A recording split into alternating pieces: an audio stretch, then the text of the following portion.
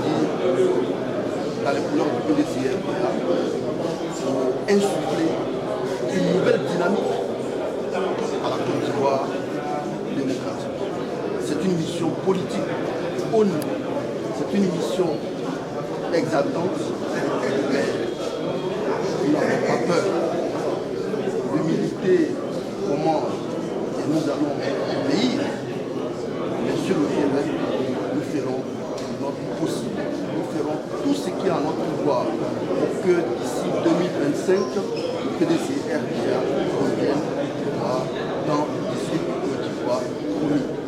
Je peux vous dire que le district de Côte d'Ivoire, qui est un très grand district, qui est composé de Go avec le capital Gagnoa et l'Odjibois avec le capital Djibo, est déjà un district qui est acquis au PDCR naturellement. C'est connu.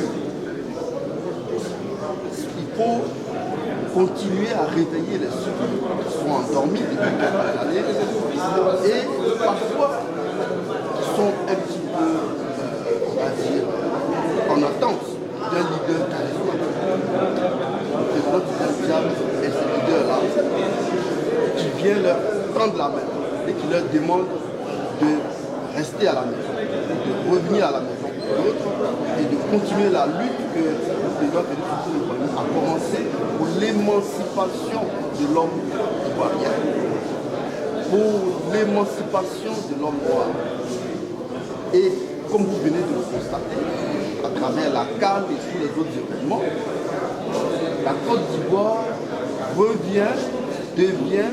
continue à être le moteur de la croissance des économies africaines et nous pensons que ça ne doit pas s'arrêter.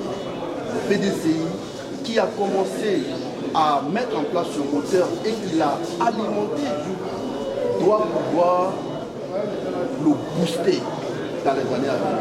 Nous sommes des soldats et dans le Côte d'Ivoire, nous allons appliquer la méthode du président Diable, qui est une méthode de proximité, une méthode technique, une méthode de terrain, une méthode chiffrée en termes bien sûr de population et pas seulement en termes économiques et PIB et autres croissances de chiffres. Non, pas du tout.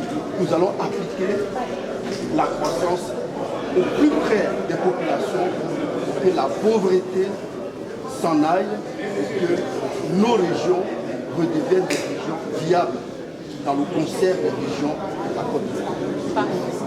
Merci beaucoup.